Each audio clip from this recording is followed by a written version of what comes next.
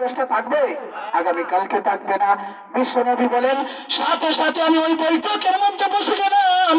বিশ্বনবী বলেন আমি বৈশা আলহামদুলিল্লাহিল্লাযী, বিশ্বনবী বলেন আমি আল্লাহ পাকের শুকর আদায় করতেছি।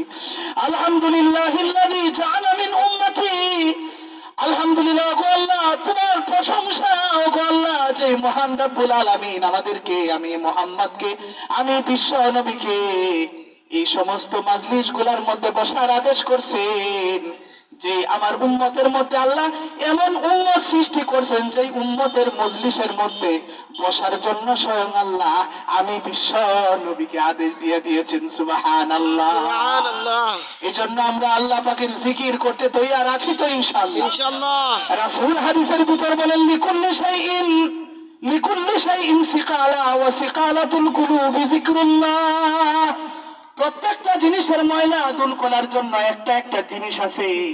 মানুষের অন্তরের ভিতর যখন ময়লা হয়, অন্তরের ময়লা দূর করার জন্য একটা জিনিস আছে, সেই জিনিসটার নাম হলো জিকরুল্লাহ, আল্লাহ পাকের জিকির। সুবহানাল্লাহ। সুবহানাল্লাহ। মানুষ যখন দুনিয়ার জিন্দেগিতে গুনাহ করতে করতে তার কলবটা যখন কালো আর অন্ধকারাচ্ছন্ন হয়ে যায়, জান্নাতের অনুপযুক্ত হয়ে যায়, জাহান্নামের উপযুক্ত হয়ে যায়, ওই বান্দা যখন মাওলায়ে কারীম রব্বুল আলামিনের পবিত্র নামের সে যখন জিকির করতে থাকে, এই জিকিরের বদৌলতে আল্লাহ পাক মাওলা বান্দার কলবের ময়লাগুলো আল্লাহ পাক পরিষ্কার করে দেন। সুবহানাল্লাহ। সুবহানাল্লাহ। এই জন্য আমরা বেশি বেশি জিকির করতে তৈয়ার তো ইনশাআল্লাহ। ইনশাআল্লাহ। জিকিরের মাধ্যমে আল্লাহ পাক বান্দার সাথে, আল্লাহ পাক এবং বান্দার সাথে কানেকশন হয়ে যায়।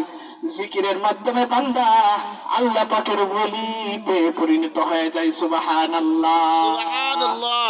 এই জন্য যারা ঈমানদার মুমিন ব্যক্তিরা সকাল সন্ধ্যায় আল্লাহ পাকের জিকির করে, আমি আপনাদের সামনে আয়াত তেলাওয়াত করেছি কি ওয়াসাব্বিহু আমি আয়াত তেলাওয়াত করেছি ফাসাব্বিহ বিহামদি রাব্বিকা ওয়াস্তাগফিরহু ইন্নাহু কানা তাওয়াবা। আল্লাহ পাক রব্বুল আলামিন এই আয়াতের ভিতর সমস্ত পৃথিবীর মানুষদেরকে দুইটা মেসেজ দিচ্ছেন। কয়টা ভাই? দুইটা মেসেজ দিচ্ছেন। নাম্বার 1, এক নম্বর মেসেজ হলো ফাসাব্বিহ বিহামদি রাব্বিকা ওয়াস্তাগফির।